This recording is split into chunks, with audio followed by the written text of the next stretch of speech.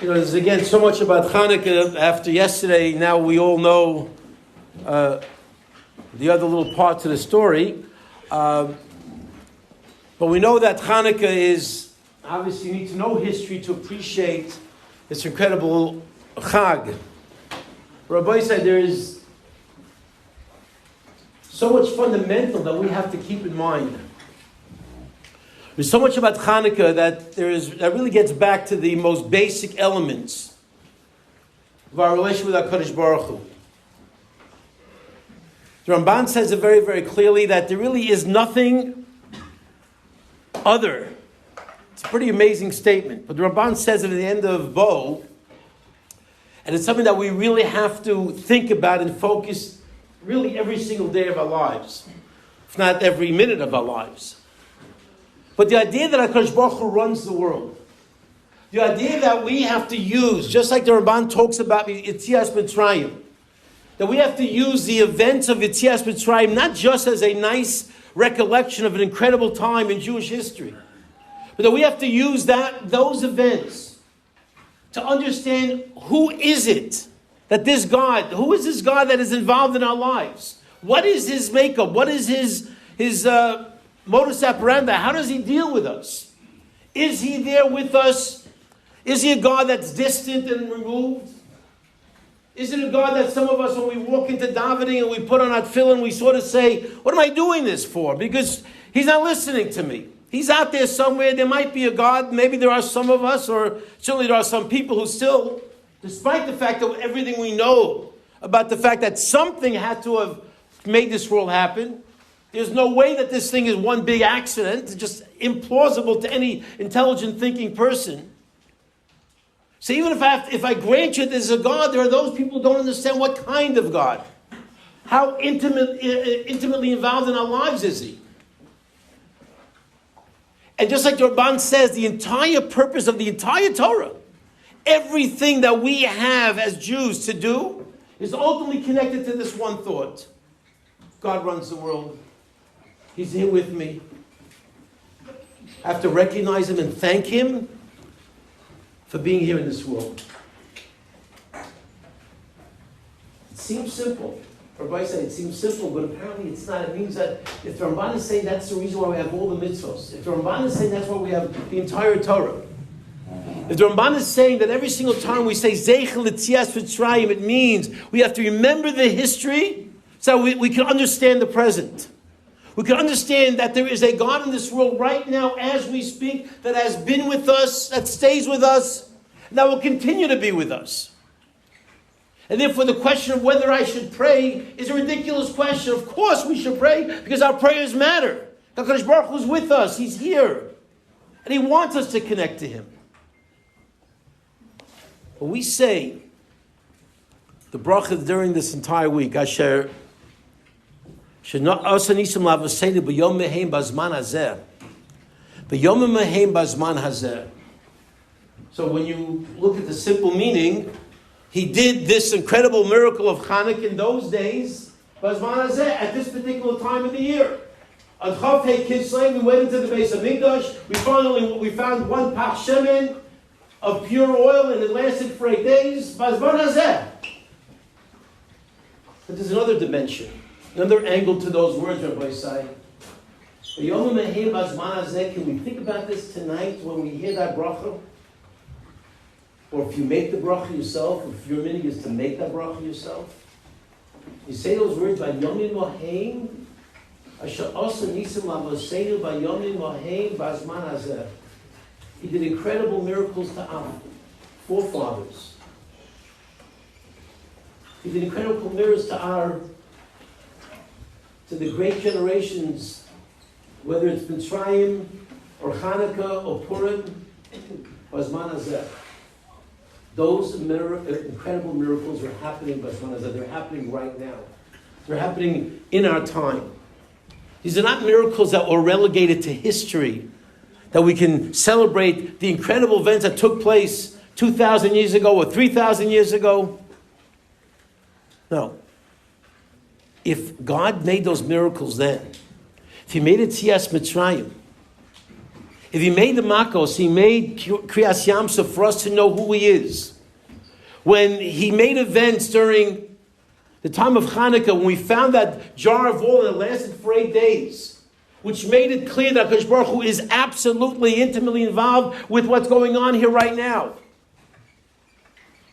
It's that Bazman Hazeh that when in 2019, as we celebrate Hanukkah, we recognize that HaKadosh Baruch Hu is in this world. Rabbi said there is nothing really more important. It is the building block, and in a sense, really the finished product of what our relationship with HaKadosh Baruch Hu is all about. Mitzvos they all have to be there. But if we can't establish this clarity in our minds, this absolute fact that we have seen not just during those miracles, but throughout history and in today's world, Rabbi said, if any one of us would stop and reflect about our families, our lives, our parents' lives, and our grandparents, don't go any further than just those 3 generations. Would anybody be here without open miracles? I claim absolutely not. There is not one person in this room who can raise their hand and say, I know my history to my grandparents. To today, totally natural. Totally nothing special happened. No amazing events. No hashgacha pratis of incredible levels that got me to this point where I'm here right now in the Valley Torah Base Medrash. It's just not possible. It's not true. And if you happen to be that guy, I'd like to talk to you later, because I'd just like to meet somebody whose life has not been replete, or at least 3 generations that have not been replete with miracles. And what do we do with these miracles, Rabbi said? What do we have to do? We have to think about them and internalize them. Because it's so easy for a person to forget. It's so easy for a person like Yosef, who in this week's Parsha was brought out of that prison and brought in front of Pharaoh. And as much as he was a Baal Bitachon, and as much as we know that he certainly had an incredible relationship with HaKadosh Baruch Hu, wouldn't it have been so easy? Just put yourself in his shoes, Rabbi Isai. You're this young man who has so much ability and so much talent, so much genius. And you finally have your opportunity to stand in front of Pharaoh with the amazing series of events that got Yosef in front of Pharaoh. How he had the Sar Mashkim and the Sar Tabachim there, and he had the Sar Ofim, and he had the baker, then he had the man who mixed the wines, and they come into him with his dreams, and we know the whole story. You know the incredible Hashgacha Pratis. And finally, Yosef gets stood up there in front of Pharaoh, and he says, "I have dreams that are troubling me, and I heard you have a talent." Now, everybody say, think about it. If any one of us were in his shoes, and there you are in brand new clothing, with a beautiful haircut, showered maybe for the first time, and knows how long to have a decent shower, to stand in front of the king properly, and the king says, "I heard you got this talent, and I heard you maybe can help me." What would we say? How would we approach it? The typical reaction would be, "Oh my gosh, HaKadosh Baruch Hu, thank you so much. You gave me this chance, and I'm going to grab every single opportunity. What am I going to do? Even when you're thanking HaKadosh Baruch Hu, you're going to do like that doctor did." Most of us, maybe I shouldn't say that. Many of us, or some of us, or maybe I should say myself. Maybe you guys are already at incredibly high levels. So I shouldn't really assume anything. But I think a lot of average people would say, like a doctor said to my Rebbe Zatzal. My Rebbe had a disease called myasthenia gravis, and he went to his deep, loyal, and incredible friend, Dr. Feinberg, Olav Shalom, another incredible person, amazing tzaddik of a doctor, and he would always check, who should I go to? If I have this issue, who are the experts? And Dr. Feinberg recommended a particular doctor from, I think it was one of the top hospitals, anyway, the Columbia Presbyterian, one of these top hospitals. And the Yeshiva goes in to get examined, and he says, "I see, Rabbi, I see what you've got. Don't worry. I'm going to take care of you. I'm going to take care of you." So the Yeshiva said, "With God's help." And this doctor had a little bit of a chutzpah, or maybe a lot of chutzpah, but he said, No. God has nothing to do with this. I'm going to take care of you. It's nothing to do with God. The Yeshiva said, thank you very much. We'll find another doctor. If you think you're taking care of me, if that's your attitude, we're done. Now, had the doctor just said, yes, God's a good partner, so the Yeshiva might have accepted it. So the doctor his answer was very normal. His initial first response, yes, I'm going to take care of you, Rabbi. What kind of doctor would have said, Rabbi, you're going to be okay. I'm going to do something and I'm going to try, but it's all God. It's only God. Now, I'm sure the Yeshiva would have been very impressed, but how many doctors would say, whatever I do is nothing. I'm simply an agent to get something done, but it's all God. It's not me. That takes a level of humility that's almost mind-boggling. And Yosef had an opportunity, incredibly, to stand in front of Pharaoh. And he could have said, yeah, Pharaoh, I am your man.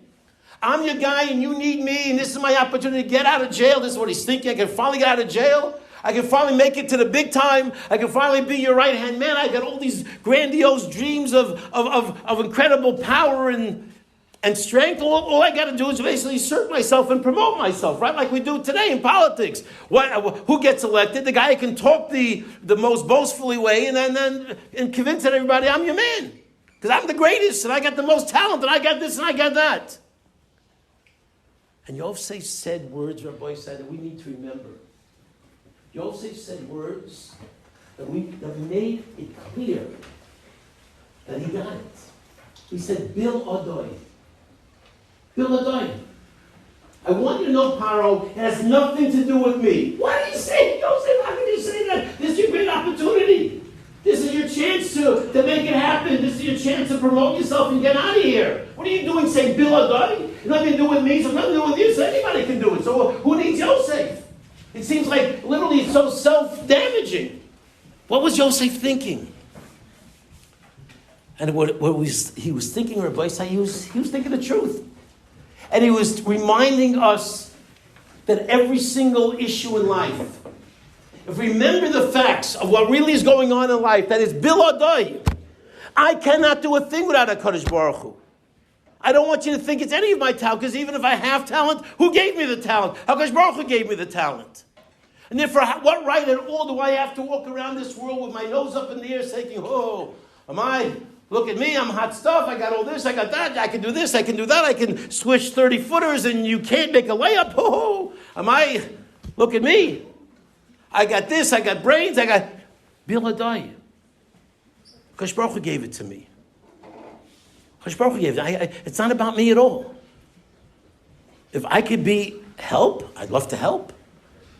Why would he do that? Rabbi said because he recognized the absolute truth about the way this world runs. The more we recognize HaKadosh Baruch Hu is part of our lives, the more we recognize HaKadosh Baruch Hu is the one behind the scenes pulling the strings.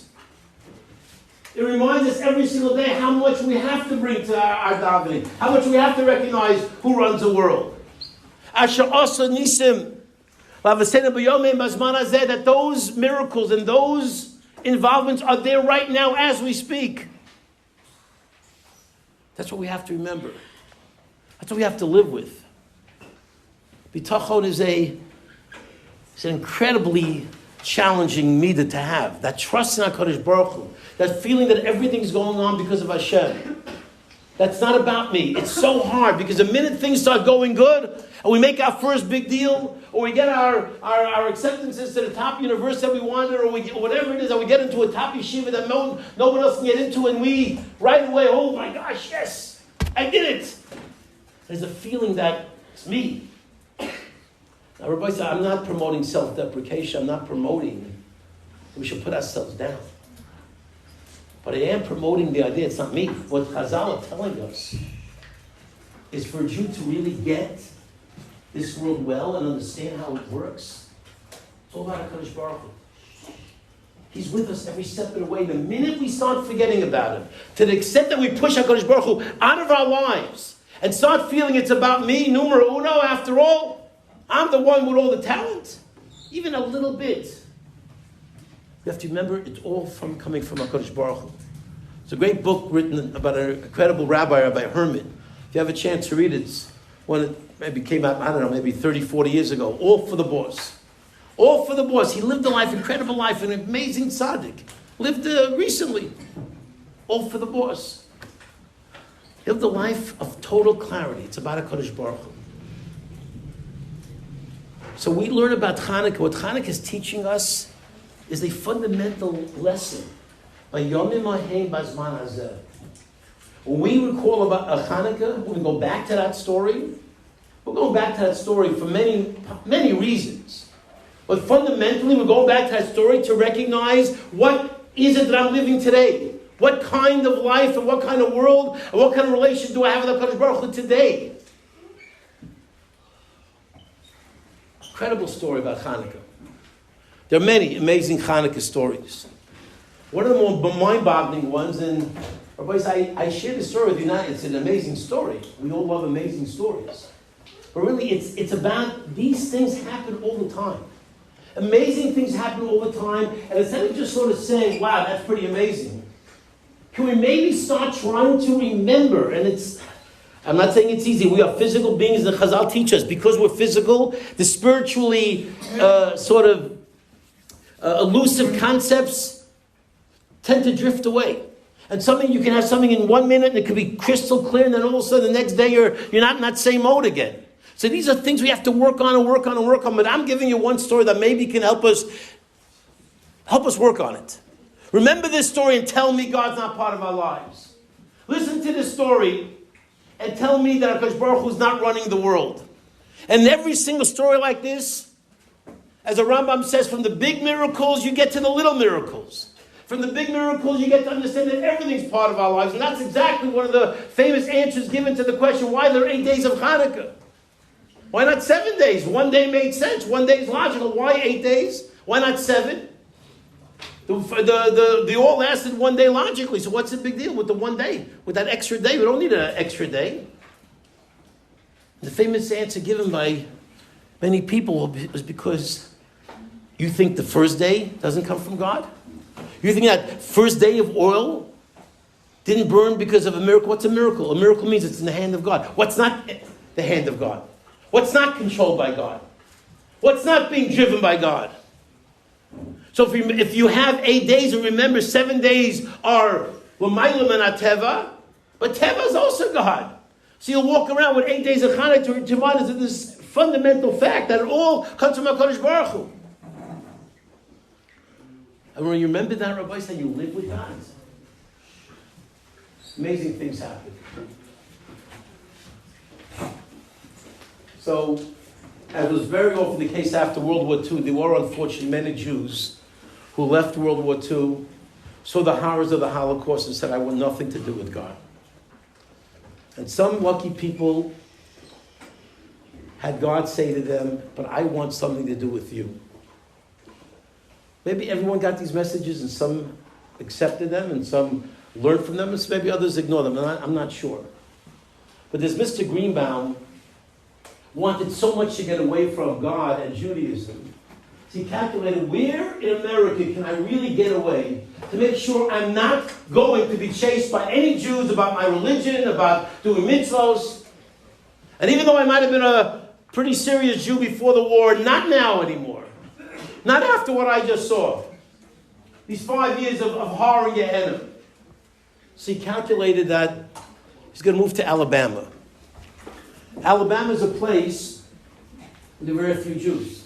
It's an amazing story. It's worth listening to this story. Very few Jews in Alabama. Some. But surely you go to Alabama, you're not going to be bothered by people, minyanim and kolim and yeshivas and all the... It's not going to happen. It's Alabama. In the 50s and 60s. So they moved to Alabama and met a nice Jewish girl, which was pretty amazing that he found a Jewish wife. But he did, Baruch Hashem, he settled down. Had a family. And the one thing he wasn't going to do when his son got to be 13 was make a bar mitzvah. No way. But what he was willing to do, after all, it is 13, and we do have Jewish customs. It could be, they knew they were Jewish. They decided, let's go to the mall. Again, this must be probably in the 1960s, maybe early 70s. Let's go to the mall. buy yourself a nice gift. I don't think malls in Alabama in the 70s were that big, but he went to the mall and they're walking around with this 13-year-old boy saying, listen, I want to buy you a present. It's an important date, 13. Today you become a man. And the way we'll celebrate you becoming a man is by buying you a present. So what do you want? Tell me HaKadosh Baruch Hu doesn't run the world, Rabbi Sai. When this kid went to the toy place and the sports equipment, he went to all the places that 13-year-old kid would generally want to go to. But tell me God doesn't run the world without out of the corner of his eye. He notices in some kind of a sort of off the beaten path pawn shop with old little artifacts and different types of things.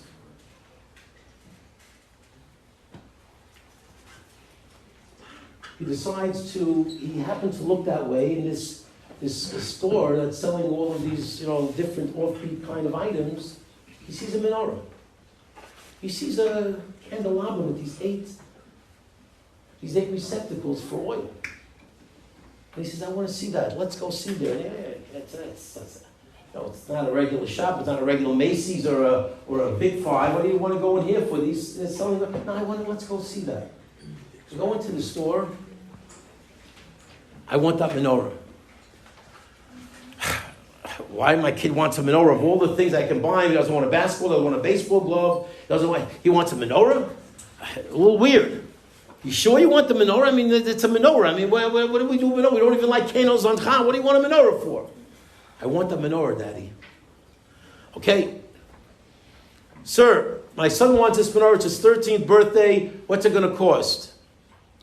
Sorry, it's not for sale. Not for sale. It's in the store. Well, it's in the store, but it's not for sale. This is a menorah that came from occupied Europe during the time of World War II. It was a special artifact made during the dark days for the Jews. And I think one day it's going to be worth a lot of money. So it's not for sale. So my kid wants the menorah. I'm a successful businessman. We're walking out of here with the menorah. He says, well, I'm sorry, sir, but I'll give you $500 for the menorah. It's worth probably $10. I'll give you $500. It's not for sale, sir. Stop playing games with me. I'll give you $1,000 for the menorah.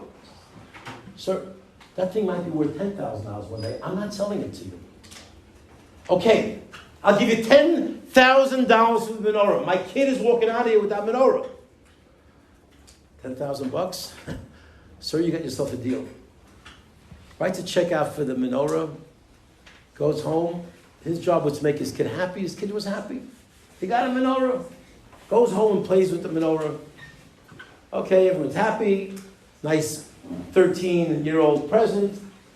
A couple of days later, father and the mother are downstairs. The kid is playing with his menorah upstairs. And you hear a thud. You hear a little bit of a crash. And something upstairs fell. They run upstairs and they see the kid not happy. He smashed the menorah. The menorah fell. It broke into a bunch of pieces. The menorah was broken. Father was not happy and he started getting angry and he says, I spent $10,000 on that menorah and you smash it? Do you know how much money I paid? And of course, wasn't happy that he lost his temper. He says, well, you know what? Let's see if we can put it back together. Maybe we can actually glue it back together and I paid that much money. Maybe we can still salvage it. So the kid already walks away, probably upset. Maybe he's even crying, goes away. The father's sitting in the room, putting this menorah, or attempting to put it back together again. In putting it back together, as he opens up the different parts and sees what's he going to connect, he notices there is a piece of paper attached underneath one of the receptacles where there was some room, a piece of paper there. Mr. Greenbaum, I think he was in the car business, of Atlanta, Georgia, of Alabama, with his 13-year-old son and his wife in that room watching him trying to put the thing back together again, takes out a piece of paper and starts reading it to himself. He reads a piece of paper, And he faints. Faints on the spot. Daddy, what's going on? Are you okay? Okay, they get some water, they throw the water on Mr. Greenbaum. Daddy, what's going on? Mr. Greenbaum looks white as a ghost. He says, what's going on is, let me read you what this piece of paper says. The piece of paper says, I know I'm not going to live through this horrific episode of the Holocaust, of Nazi Germany. And I probably will never use this menorah. But somebody might find it one day and use it. I want you to remember us, the Jews who couldn't light, the Jews who perished in the war, the Jews who couldn't make it to the other side. I want you to remember us. And the light of lighting this menorah should be a light that perpetuates a merit for our families who wanted to do the right thing, who wanted to do the mitzvah, but couldn't because we perished by the hands of the Nazis, Yamach Shalom.